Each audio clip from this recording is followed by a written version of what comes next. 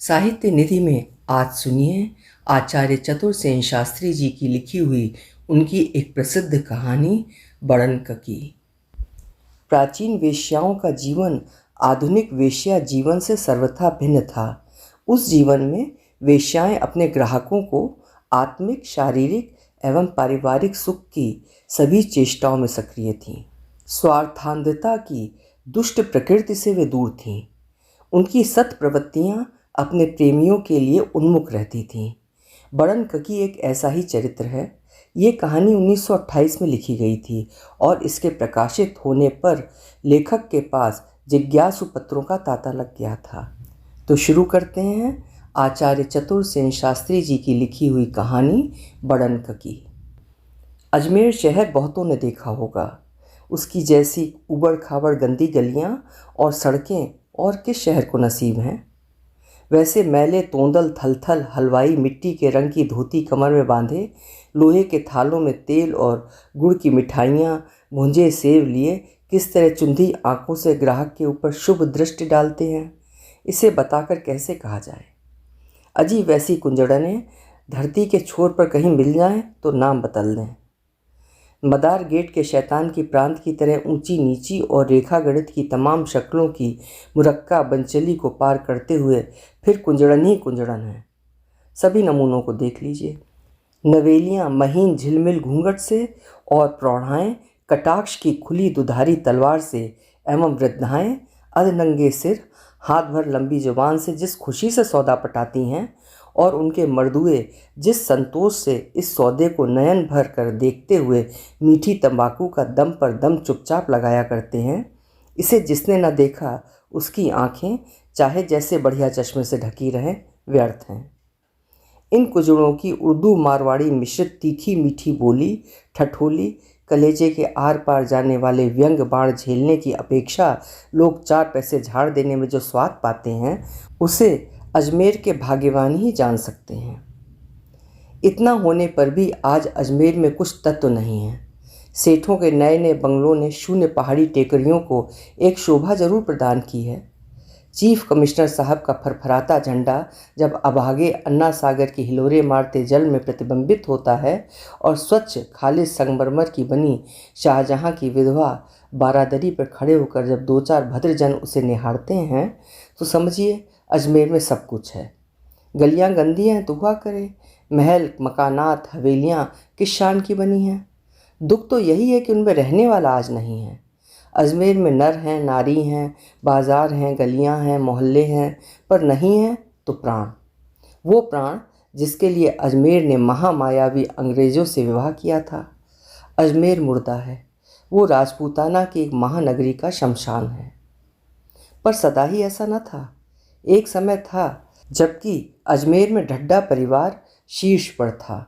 सारे राजपूताने में इसकी तूती बोल रही थी। सूरत की आढ़त के द्वारा यूरोप तक उनकी हुंडी चलती थी। चांदी के बाजार में अमेरिका तक उनकी प्रामाणिकता थी। सेठ चांदमल छगनमल का नाम समस्त भारत के प्रमुख सेठों में था। सोनियों का आज जैसा दौर दौरा न था, अलबत्ता लोढ़ा परिवार तब भी ओज पर था। सोनियों और लोढ़ाओं में लाग डांट चलती रहती थी।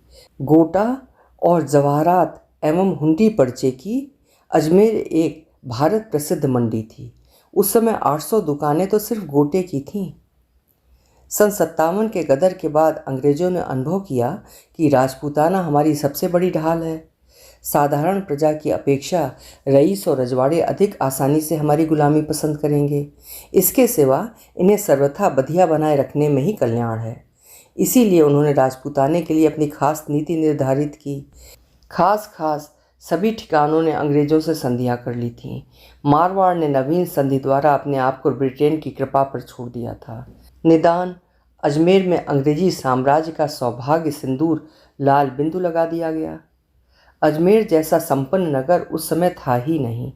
इसके सिवा यदि वर्षा ठीक हो जाए तो कश्मीर को छोड़कर अजमेर की सुषमा को धारण करने वाला नगर भारत में नहीं।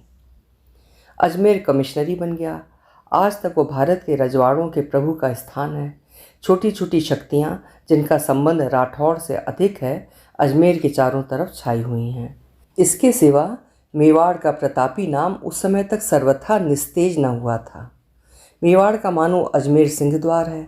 उधर गुजरात का फाटक भी यहीं से खुलता है। उन्हीं दिनों की बात है।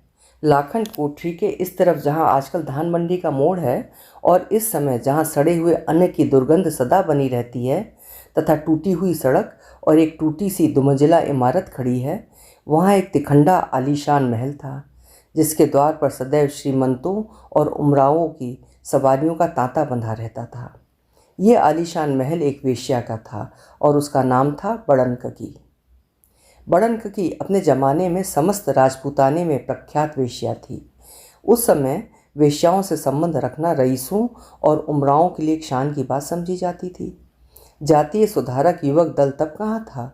खद्दर और स्वराज के नारे सोए पड़े थे। उत्थान और नव्य जीवन राजपूताने को त्याग चुका था। तब थी एक मूर्छा की बदमस्ती। उसमें समस्त मारवाड़ सो रहा था और प्रतापी ब्रिटेन का यूनियन जैक हवा में लहराकर उस बदमस्त सोते हुए मारवाड़ रसिया को ठंडे थपेड़ों से सुला रहा था। वेश्या और मद्य उस समय के जीवन की आवश्यक सामग्री थी। घर घर भट्टियाँ थीं और अनेक जाति की सुवासित मदिरा घरों में ही तैयार होती और पानी की तरह पी जाती थी। बड़नककी की आयु 40 को पार कर गई थी। उसकी नाक अपेक्षाकृत कुछ बड़ी थी। उसी ने उसे इस नाम से प्रसिद्ध भी किया था। 40 वर्ष की आयु तक उसने बड़े बड़े घरवाले, बड़े बड़े मार्के जीते, बड़े बड़े मूछ मरोड़ों को ढीला किया।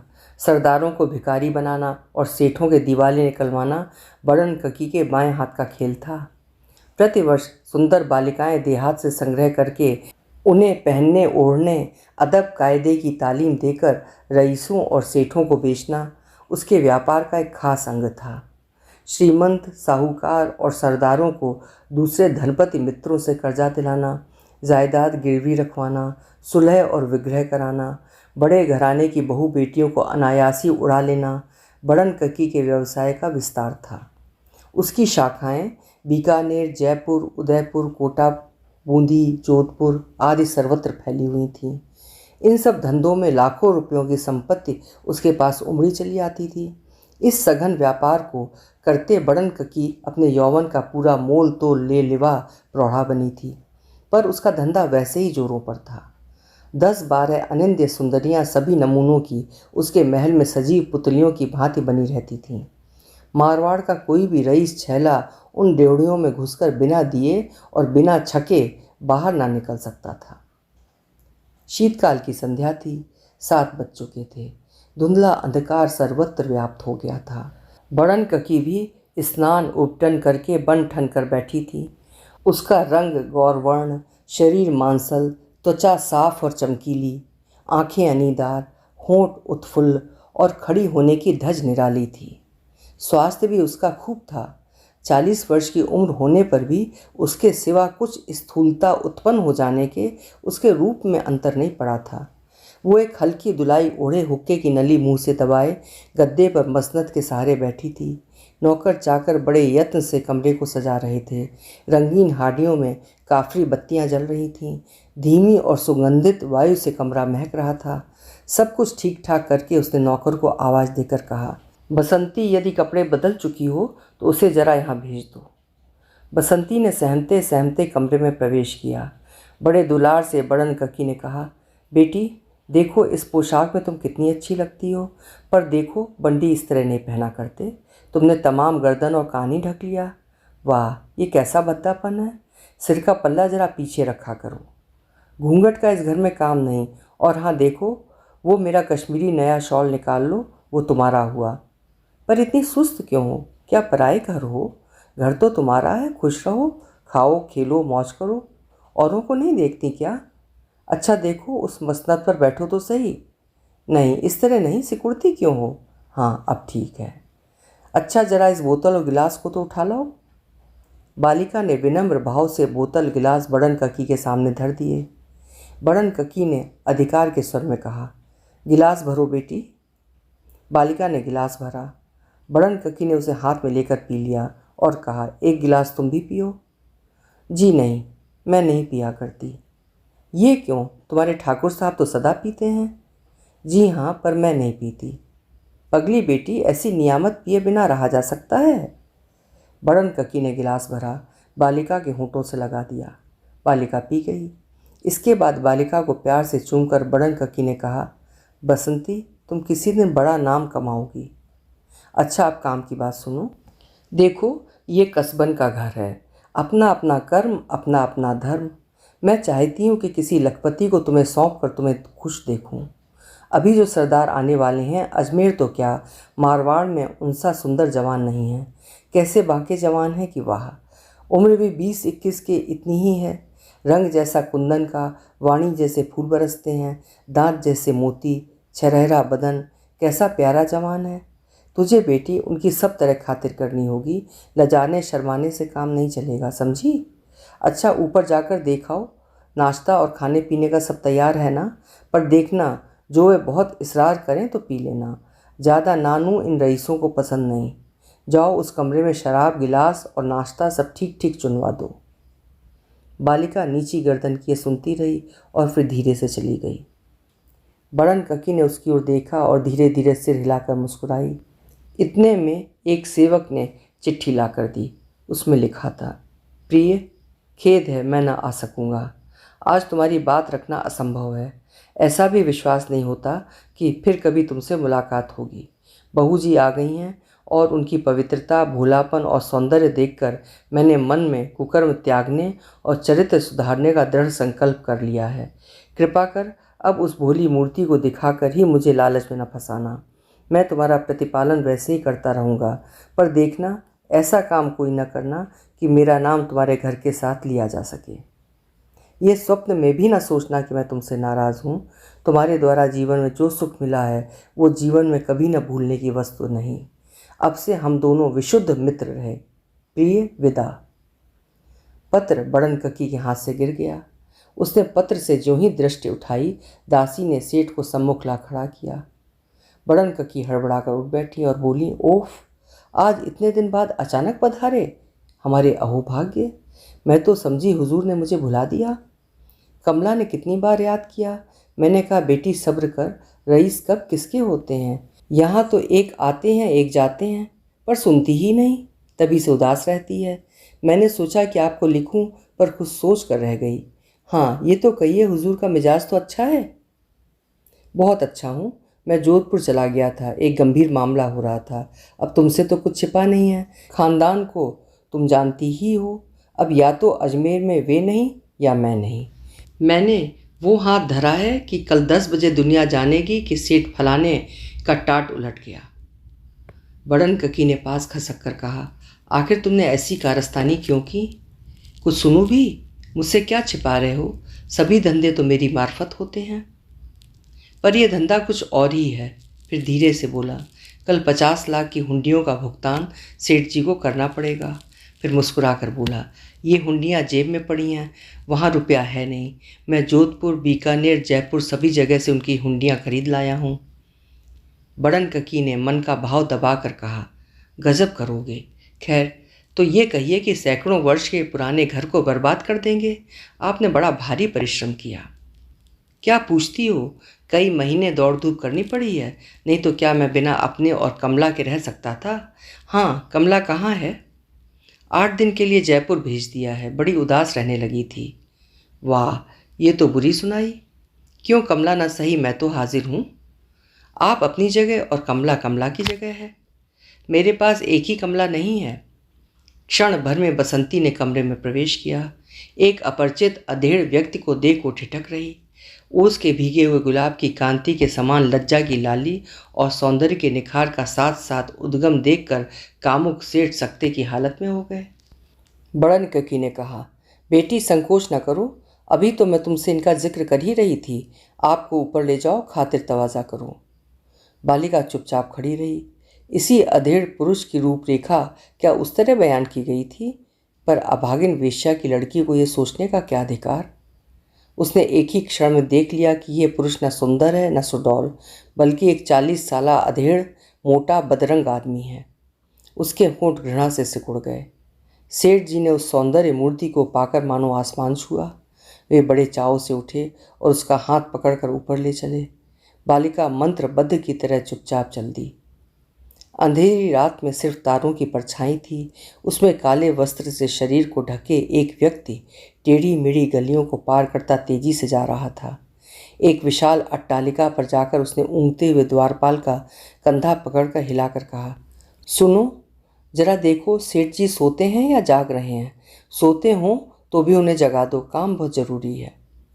द्वारपाल ने हड़बड़ाकर सावधान होकर कहा, पर तुम हो कौन? आगंतुक ने मुख पर का आवरण उतार डाला। टिमटिमाते दीपक के धुंधले प्रकाश में द्वारपाल ने देखा। वो हचकचा गया और शीघ्र ही भीतर ड्योढ़ियों में चला गया। सेठ जी की उम्र 60 को पार कर गई थी। वे घबरा कर बोले, बड़न ककी, तुम इस वक्त? दिल ना माना सेठ जी, बुढ़ापे में दिल ज़्यादा बेकाबू हो जाता है। हंसी रहने दो, खैर तो है। खैर होती तो इस वक्त मुझे आना पड़ता। बात क्या है सो तो कहो। घर में रुपया कितना है? तुम्हें कितना चाहिए? 50 लाख नगद। 50 लाख और इस वक्त? पागल हो गई हो क्या? बिना पागल हुए घर से निकल सकती थी? आखिर मामला तो बताओ, क्या है? कह दिया ना, रुपए की ज़रूरत है। घर में कितना होगा? 2-3 लाख। कल कुछ देना है? कुछ नहीं। बड़न ककी क्षण भर खड़ी रही। उसने एकाएक सेठ जी का हाथ पकड़ लिया और कहा, मेरे साथ अभी आदमी भेज दीजिए, जो कुछ भी होगा भेज दूंगी। आपको कल 50 लाख की हुंडी भुगतान करनी पड़ेगी। तैयार रहिए, सर्वनाश के दुश्मनों ने पूरी तैयारी कर ली है। इतना कहकर बड़न ककी ने कान में कुछ कहा। सेठ जी ने एक भेद भरी दृष्टि से वेश्या को देखा। उन्होंने बड़े जोर से उसका हाथ दबाकर कहा, बड़न ककी, तुम्हारा एहसान अब इस बुढ़ापे में नहीं उतार सकता। जाओ, उस जन्म में उतारूंगा। तुम आराम करो, मैं सब भुगत लूँगा। तुम्हें रुपए के लिए तकलीफ़ करने की ज़रूरत नहीं। सेठ जी ने एक नौकर को पुकार कर बड़न ककी को उसके मकान तक छुड़ाने का आदेश दिया।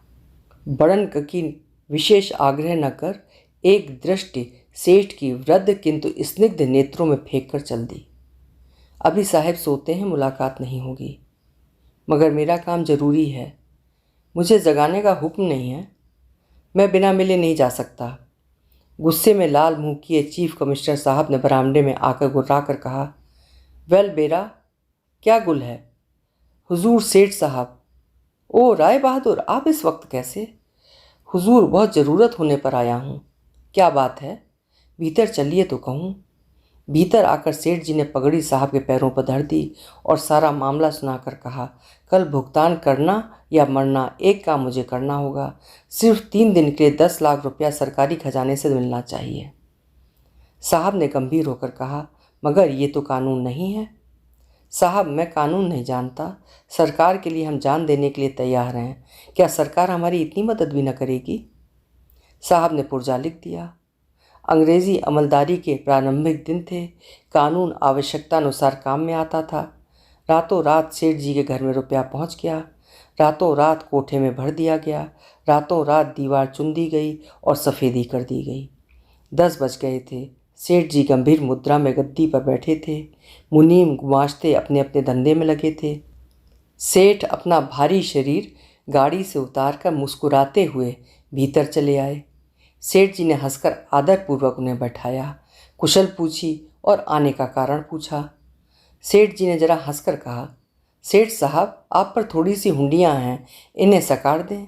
रुपयों की इस वक्त ज़रूरत आ पड़ी है। सेठ जी से संकेत पाकर मुनीम जी ने हुंडियाँ लेने को हाथ बढ़ाया। हुंडियाँ देखते ही मुनीम जी का मुंह पीला पड़ गया। सेठ जी ने कहा, क्या बात है मुनीम जी? रुपया नकद घर में है नहीं, हुंडियों की रकम बहुत है, मुनीम जी ने धीरे से कहा। सेठ जी ने जरा उच्च स्वर में कहा, तो क्या हर्ज है? सेठ साहब कोई गैर थोड़े ही हैं। 2-4 दिन के आगे पीछे रुपए भेज देना। सेठ साहब, आज रुपया मिल जाता तो ठीक है, आज रुपए की ज़रूरत है, वरना वैसे तो कोई बात ना थी। आप जानते हैं, रुपया नकद रोक कर हमेशा रखा नहीं जाता। हाँ, 2-4 दिन में मिल जाएगा, ये तो व्यवहार की बात है। व्यवहार की बात तो ये है कि हुंडी फ़ौरन सकार दी जाए। पर हमारा आपका वैसे भी तो एक मामला है। ये तो ठीक है, पर रुपया तो आज ही चाहिए। आज रुपया नहीं दिया जा सकता। रुपया आज ही मिलना चाहिए। आज रुपया नहीं मिलेगा तब हुंडियाँ नहीं सकारी जाएंगी? क्यों नहीं? तब रुपया अभी दीजिए। अभी? जी हाँ, अभी। 2-4 दिन न ठहरेंगे? 2-4 मिनट भी नहीं। सेठ जी हंस दिए। मुनीम का मुंह फीका हो रहा था, वे थर थर काँप रहे थे। सेठ जी की हंसी का रहस्य नहीं समझे, मुंह ताकने लगे। सेठ जी ने कहा, मुनीम जी, बेलदारों को तो बुलाओ। बेलदारों के आने पर सेठ जी ने हुक्म दिया, इस दीवार को तोड़ तो दो। दीवार पर घन पड़ने लगे। ईंटों के गिरते ही छनाछन रुपयों का ढेरा पड़ा। लोग हैरान थे। सेठ जी ने गरज कर कहा, मुनीम जी, कह दो इस कंगले से अपने हाथ से रुपया गिन कर ले जाए। आगंतुक सेठ धरती में गड़ गए। वे हुंडियां वहीं छोड़कर चुपचाप चल दिए। उसी दिन रात्रि को बड़न ककी के पास उसके सच्चे प्रेम का उपयुक्त उपहार भेज दिया गया। हीरे के उस हार को जो सेठ जी ने उपहार भेजा था, बड़न ककी पहनकर कद्दे आदम आईने में अपने ढलते यौवन को निहार कर सेठ जी की कुछ मधुर स्मृतियों में लीन हो रही थी। एक दूसरे बड़े रईस की उसके यहाँ आज आमद थी। वो सज धज कर बैठी थी। दासी सफाई कर रही थी। करीने से सामान सजाया जा रहा था। एक व्यक्ति धीरे धीरे चुपचाप ऊपर चढ़ गया। बड़न ककी को अपने ध्यान में कुछ सुध न थी। जब उसने एकाएक गर्दन उठाकर उसके भयानक मुख को देखा तो वो सहम गई। आगंतुक ने कहा, बी साहिबा, घबराओ नहीं, उम्मीद है मुझे पहचान गई होगी। नजफ खां पठान हूँ। यहाँ के अमीरों से मैं खिदमत ले चुका हूँ, अब उन्हें सताना नहीं चाहता। अब मैं आपकी खिदमत में आया हूँ। 10,000 रुपयों की सख्त ज़रूरत है। कल रात 8 बजे लूड़ियाँ मसाला वाले पीपल के नीचे दक्षिण की तरफ गड़ा हुआ मिले, वरना खैर ना होगी। अच्छी तरह समझ लो, लूड़ियाँ मसाला के पीपल के नीचे दक्षिण की तरफ रात को 8 बजे तक, समझी? मैं तुम्हें हरगिज़ तकलीफ़ न देता, पर क्या करूं, बात ही ऐसी आ पड़ी है। अब ज़्यादा बातचीत की फुर्सत नहीं, मैं जा रहा हूं। ये कहकर वो बिना उत्तर पाए ही गद गद करके जीने से उतर गया। बड़न ककी सहमी रह गई। नजफ खां पठान कौन था? वास्तव में कोई न जानता था, पर उसकी धाक पड़ी थी। छोटे छोटे सभी अमीर उसका लोहा मानते थे। वो बहुत डाके वगैरह न डालता था और न चोरी करता था। जब उसे ज़रूरत पड़ती वो किसी अमीर से कहता, देखो जी, 10 या 5,000 रुपये उस दरख्त के नीचे गाड़ा ना, अमुक समय तक। यदि वहाँ रुपए ना हुए तो याद रखो, जहन्नुम रसीद कर दिए जाओगे। अगर ठीक समय पर वहाँ रुपया गड़ा मिल गया तो ठीक, वरना अगले ही दिन वो रईस सचमुच जहन्नुम रसीद कर दिया जाता था। या तो उसका कहीं पता ही नहीं लगता था, या पलंग पर सिर धड़ से अलग, या कहीं जंगल में कुचली खोपड़ी, फटा सीना, कटा पेट, कुत्ते और कौवों के जमघट में पड़ा मिलता। ये नक्शे देखकर लोग नजफ खां पठान की ताकत को समझ गए थे, और जब हुक्म होता, जितने रुपए के लिए होता, जिस दरख्त या मुकाम का पता होता, रुपया वहाँ गड़ा हुआ तैयार मिलता। इस तरह नजफ खां मुद्दतों अमीरों के रुपयों पर आनंद करता रहा। उसे पकड़ने में कोई समर्थ न था। पुलिस सिर फोड़कर मर गई। सिपाहियों और इंस्पेक्टरों की तो बात ही क्या, पुलिस सुपरिंटेंडेंट तक उससे पिट चुके थे और बंदूक तथा घोड़ा छिनवा चुके थे। बड़न ककी गाल पर हाथ धरे बड़ी देर तक इस मामले पर विचार करती रही। अंत में उसने निश्चय किया कि पुलिस सुपरिंटेंडेंट से इस घटना की इत्तला करनी चाहिए।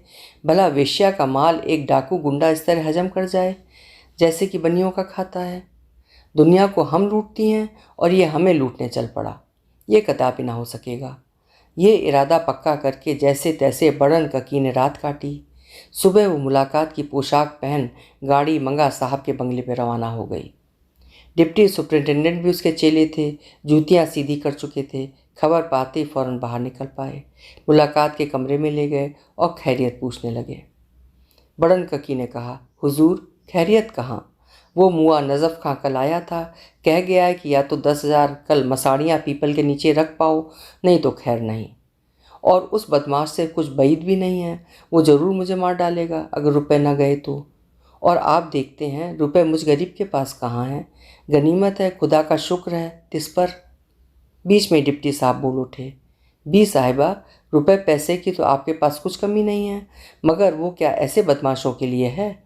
आखिर आपने भी तो उसे अपना तन बदन दिखाकर किन किन मुश्किलात से पैदा किया है। वो क्या इस तरह बर्बाद करने के लिए है? ऐसा हरगिज़ नहीं हो सकता। बड़न ककी ने जरा भाप कर कहा, हाँ हाँ हुजूर परवर, यही तो मैं अर्ज़ कर रही थी। मगर हमारी ऐसी कमाई, अगर वो कुछ भी हो तो क्या इन बदमाशों के लिए है? हरगिज़ नहीं हुजूर, इसका कुछ बंदोबस्त तो होना ही चाहिए, वरना मैं मारी जाऊंगी। डिप्टी साहब कुछ सोचकर बोले, बेशक। अच्छा, आप मेरे सुपरिंटेंडेंट साहब के बंगले पर चलिए, उनकी जैसी राय होगी वैसा बंदोबस्त कर दिया जाएगा। वो बदमाश मुद्दत से पुलिस को झांसा दे रहा है। अच्छी बात है, देखा जाएगा। चलिए, आपकी गाड़ी बाहर तो है ना? डिप्टी साहब कोट पैंट से लैस होकर और हैट सिर पर रखकर सुपरिंटेंडेंट साहब के बंगले की तरफ चले। चपरासी ने फौरन खबर दी और साहब ने डिप्टी साहब को भीतर बुला लिया। हेलो मिस्टर सिन्हा, आज क्या खबर है? साहब बोले। हुजूर, और तो सब ठीक है, मगर आज वो मशहूर बदमाश नजफ खां फंसने वाला है। अच्छा अच्छा, वो कैसे फंसाया जाएगा? क्या तरकीब सोची है आपने? डिप्टी साहब ने बड़न ककी का सब किस्सा सुनाकर कहा, हुजूर, वो वेश्या भी गाड़ी में है, उसके मुंह से सब दास्तान सुन लीजिए। अच्छा, उसे बुला लो अंदर, साहब ने कहा। बड़न ककी ने भीतर प्रवेश करके साहब को फर्शी सलाम झुकाया। साहब ने नीचे से ऊपर देखकर कहा, तुम्हारा ही नाम बड़न ककी है? बड़न ककी बोली, हुजूर, गरीब परवर इस नाचीज को बड़न ककी कहते हैं। क्या तुम्हारे यहाँ वो बदमाश डाकू कल आया था? जी हाँ हुजूर। क्या मांगता था? हुजूर, 10,000 रुपये लूड़िया मसाला के पीपल के नीचे आज रात को 8 बजे तक दबा देने के लिए कह गया है। अगर उस वक्त तक वे रुपए वहाँ नहीं पहुँचे तो वो ज़रूर मेरा खून कर देगा। कल ही मेरे मकान में घुस आएगा, जिंदा नहीं छोड़ेगा। हाँ, ऐसा? हाँ हुजूर गरीब परवर, बड़न ककी ने याचना की।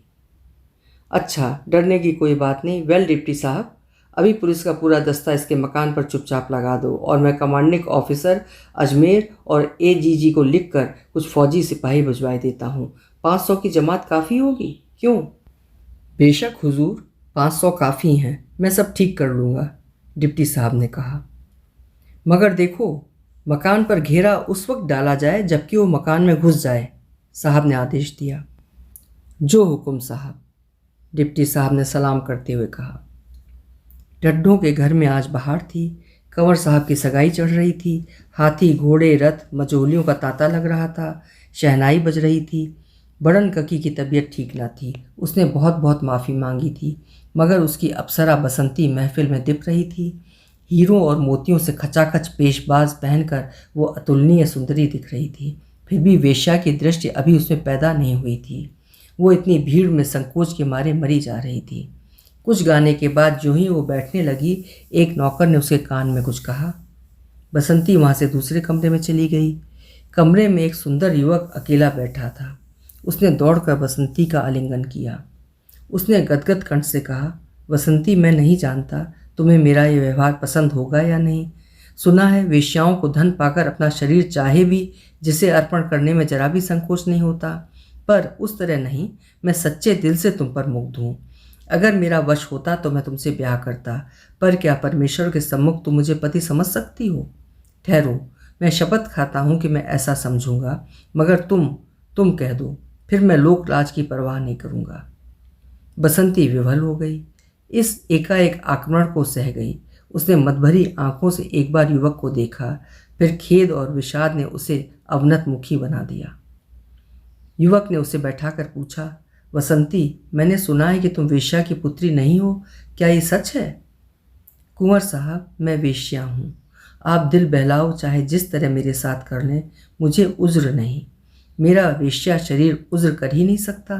फिर आपके प्रति तो मन भी खींचता है, परंतु कृपा कर प्रेम की बात ना कहें। भगवान आपकी उम्र बढ़ावे। आपका विवाह अभी हुआ है। आप बड़े घर के नौनिहाल हैं। बहू जी देवी हैं। वे आपके लिए पुत्र रत्न जनेंगी। आप मेरी जैसी अपवित्र नारी के लिए सब सौभाग्य छोड़ देंगे? आप जैसा विवेकी। बसंती कह रही थी। युवक भौचक सुन रहा था।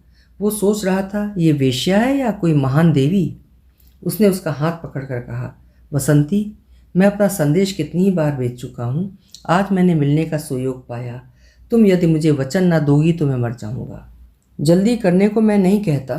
मैं कल तुमसे उत्तर लेने को आऊँगा। ओह, अब तुम बाहर जाकर मेरे लिए सितार पर एक गत्तो बजा देना, और देखो, कुछ और न समझकर केवल यादगार के तौर पर ये तो तुम्हें लेनी पड़ेगी। यह कहकर युवक ने 4 मोहरें उसके हाथ पर धर दी और बिना उत्तर की प्रतीक्षा किए ही बाहर निकल गया। बसंती अपने छोटे से एकांत कमरे में बैठी उस कोमल सुंदर युवक का चिंतन कर रही थी। कैसी सुंदर दंत पंक्ति, कैसा गौर वर्ण, कैसी स्वच्छ आंखें। हे परमेश्वर, इस पापी जीवन में ये रस देना भी तेरा काम है। क्या सचमुच में आएंगे? उनकी विवाहिता पत्नी क्या उन्हें आने देगी? हाय रे अधम नारी जाति, क्या मैं पत्नी शब्द की अधिकारिणी बन सकती हूँ? परंतु जाति, लोकमत और धर्म बंधन की अटूट दीवारें कैसे सामने खड़ी हैं? खैर जाने दो। मैं अधम वेश्या होकर भी यदि समाज के सामने न सही परमेश्वर के सामने उनकी पत्नी हो सकूं, वे मुझे प्यार कर सकें, अपना सकें, कभी न त्यागें, तो बहुत है मेरे लिए तो बहुत है। इतना कहकर उसने वक्ष स्थल पर यत्न से छिपाई हुई वे चारों मोहरें निकालकर हाथ में लीं। उन्हें बार बार चूमा और फिर उनको छिपाने के यत्न में एक बार कमरे के चारों ओर देख गई।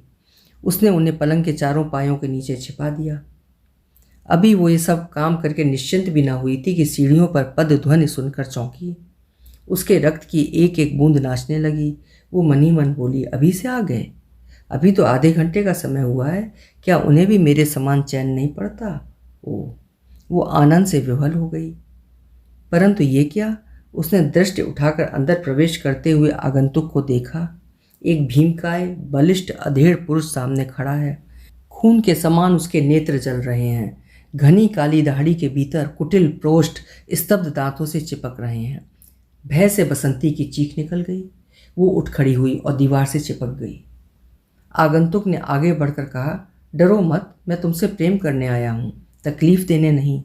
बैठ जाओ, शराब की बोतल और गिलास आ रहे होंगे। मैं नीचे तुम्हारी लायक अम्मा से कह आया हूँ, वो सितार उठा लो, एक आध गत बजाओ, एक आध चीज़ इस सुरीले गले से गाओ। मैं कुछ देर यहाँ तफरीह करूँगा, क्योंकि आज मेरी तबीयत नासाज है। तुम्हारी अम्मा जान ने मेरे साथ सलूक तो बुरा किया है, मगर उसका बदला उसी को दिया जाएगा, तुमको नहीं। तुम्हारा जैसा सलूक मेरे साथ होगा, वैसा मेरा तुम्हारे साथ होगा। उसे भी मैं माफ़ कर दूंगा, क्योंकि उसने आध घंटे में वादा पूरा करने को कहा है। आधा घंटा मैं सिर्फ तुम्हारी सोबत करूँगा। तुम्हारे गाने बजाने और रूप की तारीफ वो साला बनिए का बच्चा करता था, जिसे मैंने कल हलाल कर दिया है। देखता हूँ, देखने में बुरी नहीं हो। इतना कहकर वो दुर्दांत डाकू एकाकी बसंती के सिर पर आ खड़ा हुआ और उसकी कमर में हाथ डालकर उसे अधर उठा लिया। इसके बाद धीरे से फर्श पर रखकर खिलखिला कर कहने लगा, खुदा की कसम तुम फूल के बराबर हल्की हो, नाजुकी तुम पर खत्म है। ओह, तुम वाकई एक प्यारी चीज़ हो, लो ये कबूल फरमाओ। इतना कहकर उसने जेब से मुट्ठी भर अशर्फियाँ उसके ऊपर उड़ेल दी।